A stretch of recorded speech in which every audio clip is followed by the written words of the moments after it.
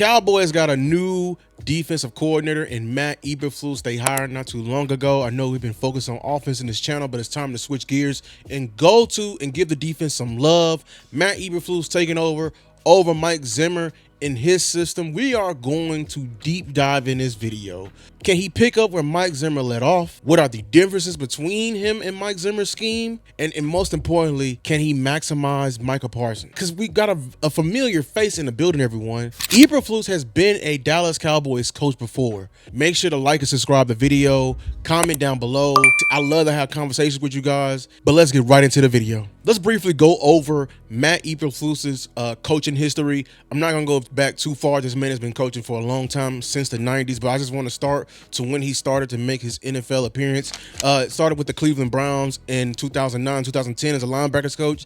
Then in 2011 to 2015, comes in and be a coach with the Dallas Cowboys, linebackers coach, 26, 2017, linebackers coach and passing game coordinator. Then in 2018 to 2021, he was the Indianapolis Colts defensive coordinator, and the Chicago Bears, he gets his head coaching opportunity. And now back in 2025, he's back with the Dallas Cowboys as the defensive coordinator. As you can tell, there's a common theme with all of this, you know, the titles he's held over the past, but I wanted to highlight two particular spots: his head coaching opportunity with the Chicago Bears and his defensive coordinator job that he did with the Indianapolis Colts. With his time there, everyone on a consensus has said with the Chicago Bears, that team had discipline, you know, and created turnovers, and most importantly, you know, had linebacker development. But within his 2 seasons, he went 10-24 on the season, and his defensive rankings were mainly within the 20s, especially in 2022. In my opinion, his time with the Chicago Bears was a tough one. I believe the front office did a terrible job surrounding him with talent. And I believe he didn't truly have talent until his last stint when he got Caleb Williams, and it was that last jolt, but even then it was too late.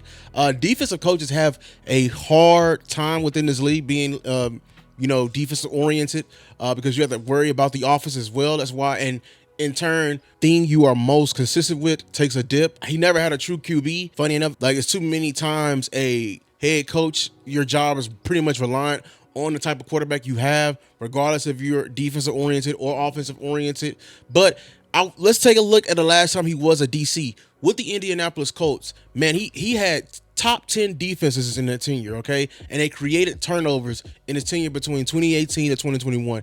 Key players he developed within his tenure was Darius Leonard, okay? Or his also known as Shaq Leonard. Also, another player that's been in that tenure was Malik Hooker, the current safety for the Dallas Cowboys. If you didn't know, he was drafted by the Indianapolis Colts. But like with his entire resume, linebacker, this man is a linebacker guru.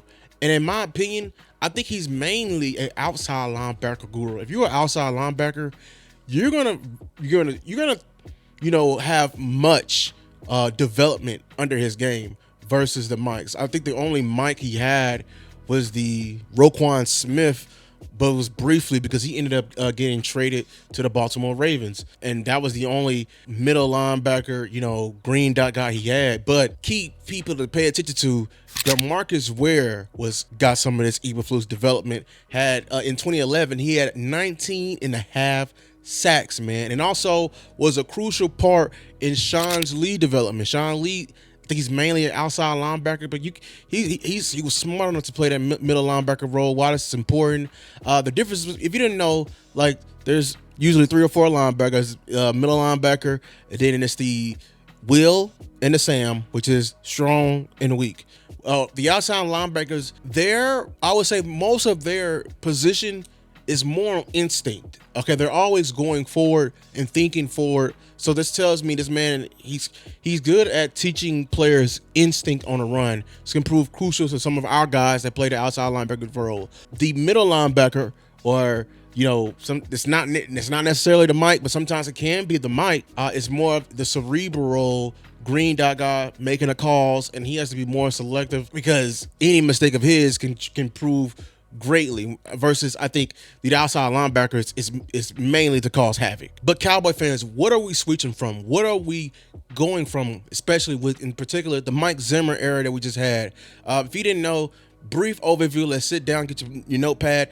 Mike Zimmer ran a 4-3 heavy disguise system, and he incorporated 4-2-5 packages. He preached stopping the run as the initial priority of this defense. Okay, the key positions I feel like had the most workload within his system was the safeties and linebackers, because they were crucial in him when he's disguising coverages on the roof, and then also being able to manufacture pressures off of like him, controlling the roof. And they will be key instruments in A-gap pressures, okay? He also disguised pressures. He was creative blitzes with run blitzes as well. And I feel that what Mike Zimmer did, which I never seen from any Cowboys DC so far, was completely maximize Micah Parsons and changing the look and making offenses bend to their will by moving Micah around and not keeping him at the defensive end like previous D coordinators do. I love that he was meant to break the protections and meant to set the protections a certain way and bring pressures off of that. Okay, some key weaknesses. I feel like Mike Zimmer did not have a fair go at it. I feel like we did not get to see the full impact of his defense, mainly because whether it be personnel, bringing guys late, bringing in older guys, when he was pretty much begging for the adequate talent, especially at the nose tackle position. Also, injuries really derailed what he was trying to do within the season with key stars and the guy that he pretty much developed the most in his first season playing, DeMarvion Overshown. And it was just inconsistent performances at the beginning. But I do not want to take away that this was the only bright spot in the Cowboys season this past year. Versus our current DC in Matt Eberflus. What does he run? Lou? Well, he also has a 4-3, type defense. 4 down linemen, 3 linebackers. Main difference is it's going to be a night and day when it comes to that blitzing department. Eberflus loves to play base. He relies heavy on that front 7, and he's going to only rush 4. If you didn't know, I was told this back, when I used to play, anything below 4 or less is considered a 4 down rush, and anything 4 and over, so more than 4 guys coming, is considered a blitz. So that tells me Eberflus will not blitz a ton. So he's going to have some type of, variations of some type of 4 down rush, at least, or maybe even 3. Coverages, Eberflus does have some disguise into his game, whether you like it or not, just not drastic disguising that Mike Zimmer does. So he mainly plays 2 with 2 on the roof, cover 2, cover 4. But the disguises are very subtle, in my opinion, which in due part so the disguise you may see the corners shade from cover 2, man to cover 2 zone, and in that department. Also, Eberflus embodies a lot of his predecessor, previous D coordinator that was here in Rob Malinelli. It's a bend but don't break defense.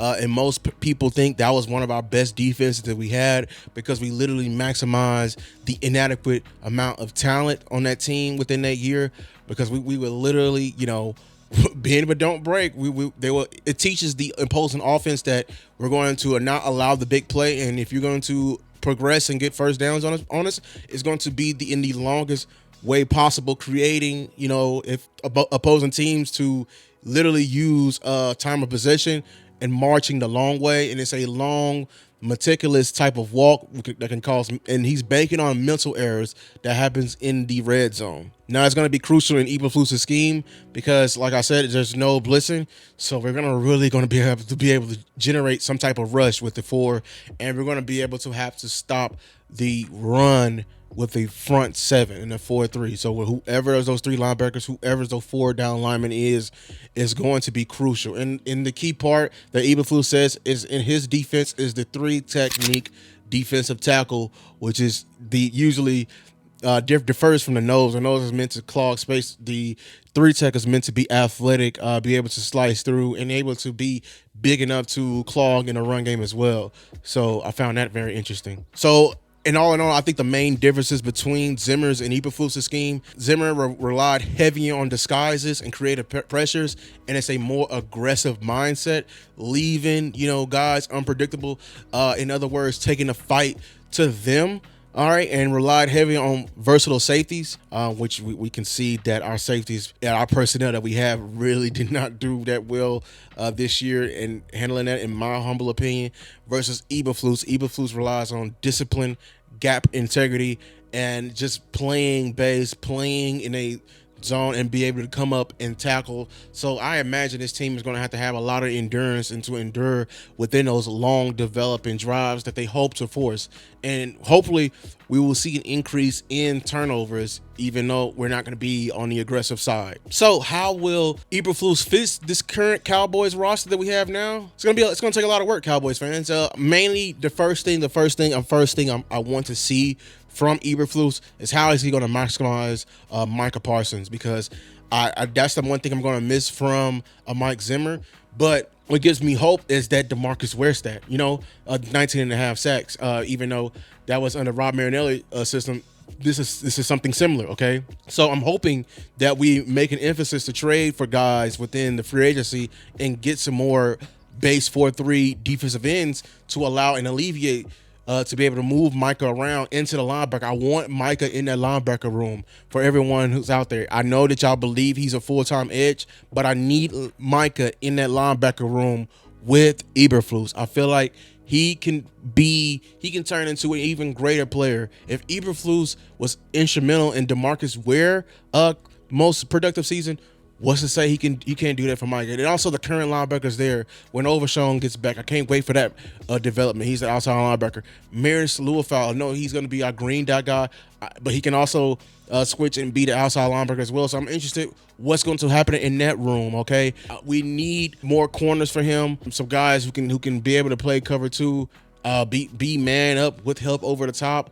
I imagine, hopefully, I think he might like longer corners. Don't quote me on that. I think our safeties, at least one for sure, Malik Hooker, will be able to translate, because he's going back to one of his old systems where he can be on the roof and roam and doesn't. I know he did not like to come up in that box a lot, so hopefully we can get some type of rebirth from him in his last couple of years in his contract. Donovan Wilson, I really don't know how he's going to be able to function within this system, because we're not in an aggressive system and he has to be main back and be a cover guy. I don't know if he's the right personnel for that, in my opinion. All in all, I feel like the change is going to be a drastic one. You're going to see on film, because we're going to be playing this. I don't want to say safe, but we're not going to allow the big plays. Hopefully, the system will be a success. In all the years he were there, whatever stop Eberflus was at, he stopped the run. He made an effort too, because that base defense and the front seven got after it.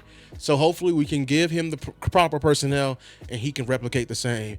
That's been my time, Cowboys fans. Comment down below if it's something that you miss, that I miss. Yeah, man. Until next time, peace.